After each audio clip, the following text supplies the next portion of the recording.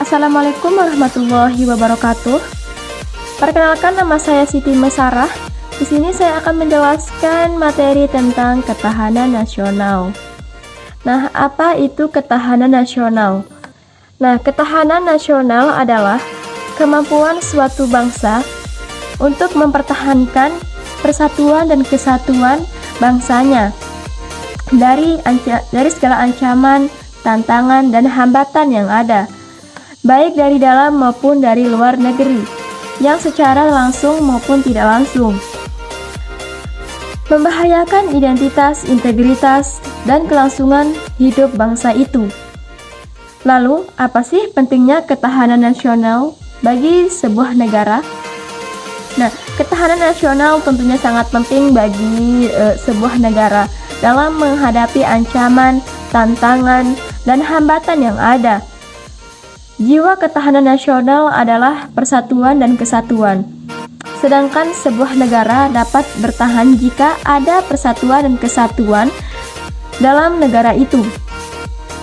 Sehingga dapat kita simpulkan bahwa sebuah negara dapat bertahan jika memiliki ketahanan nasional. Pada kesempatan kali ini, saya akan menjelaskan mengenai 5 dimensi pada ketahanan nasional. Yang pertama merupakan modal politik. Nah, yang dapat ditinjau secara psikologis dan juga secara institusional. Secara psikologis, mengenal bagaimana kepercayaan masyarakat dengan pemerintahannya dalam mengelola sumber daya. Apabila masyarakat tidak percaya, tentu saja pemerintah akan kewalahan dalam memobilisasi masyarakatnya. Sedangkan secara institusional, mengenai institusi demokrasi yang berada dalam negara tersebut. Dalam hal ini adalah partai politik. Tanpa adanya partai politik, kita akan jatuh pada totalitarisme, kekuatan absolut. Nah, dimensi yang kedua adalah model sosial. Model sosial adalah konsep yang menekankan pada peran dan hubungan sosial, jaringan sosial, norma, serta kepercayaan. Apabila model sosial suatu negara rendah, setiap warga negara tidak akan saling percaya dan bersama menjadi satu Indonesia. Nah, dimensi yang ketiga adalah modal manusia. Modal manusia merupakan kemampuan yang didapatkan seseorang melalui pendidikan. Dari pendidikan kita bisa mendapatkan pengetahuan dan keterampilan. Pengetahuan dan keterampilan kita dapat melakukan kegiatan transformatif untuk merubah kita atau sekitar kita menjadi lebih baik dan menjadikan kita bangsa yang mandiri. Dimensi yang keempat ada namanya modal budaya. Nah, modal budaya merupakan kompleks dan pengetahuan, kemampuan seni, dan juga berbagai macam kemampuan lainnya yang dibutuhkan oleh manusia sebagai anggota dari masyarakat. Tanpa adanya budaya, kita akan menjadi arena untuk dipresentasi oleh budaya-budaya asing. Oleh karena itu, model budaya merupakan salah satu dimensi ketahanan nasional. Nah, dimensi kelima adalah modal fisik. Modal fisik merupakan suatu hasil atau usaha yang dilakukan oleh manusia yang biasanya untuk membantu kehidupan sehari-hari. Berbeda dengan modal budaya. Modal fisik ini memiliki bentuk fisik nyata atau tangible. Nah, sekarang saya akan menjelaskan ancaman, tantangan, hambatan, dan gangguan yang membahayakan negara kita. Yang pertama ada ancaman. Ancaman bersifat merombak atau merubah kebijaksanaan, baik bersifat militer maupun non-militer, yang berasal dari dalam maupun luar negeri. Contohnya ada narkoba. Nah, kasus narkoba merupakan contoh dari ancaman non-militer yang bisa berasal dari luar maupun dalam negeri. Lalu yang kedua ada tantangan.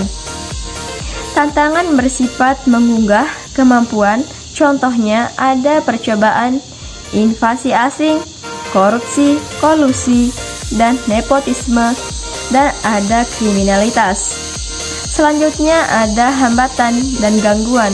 Hambatan dan gangguan bersifat melemahkan. Bedanya, hambatan berasal dari diri sendiri, sedangkan gangguan berasal dari luar. Contoh dari hambatan adalah sikap fanatik terhadap golongan diri sendiri, juga pendidikan masyarakat yang kurang.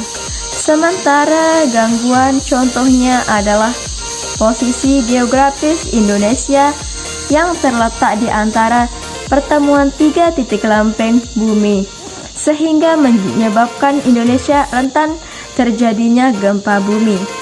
Selanjutnya, saya akan menjelaskan pengaruh aspek ketahanan nasional terhadap kehidupan bernegara. Aspek pertama adalah aspek ideologi.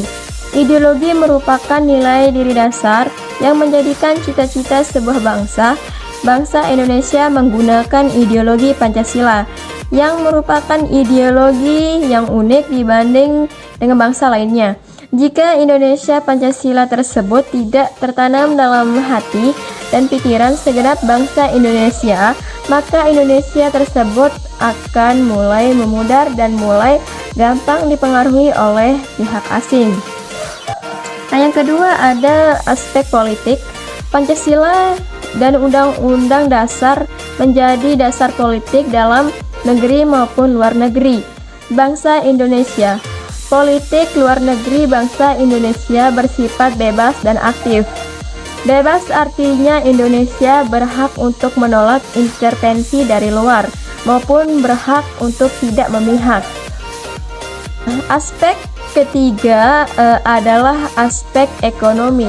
Bangsa Indonesia menggunakan sistem ekonomi kerakyatan, yang berarti setiap warga negara Indonesia berhak untuk berpartisipasi dalam roda perekonomian bangsa Indonesia untuk mencapai tujuan dari negara Indonesia, yaitu menyejahterakan rakyat. Nah, aspek keempat merupakan aspek sosial budaya.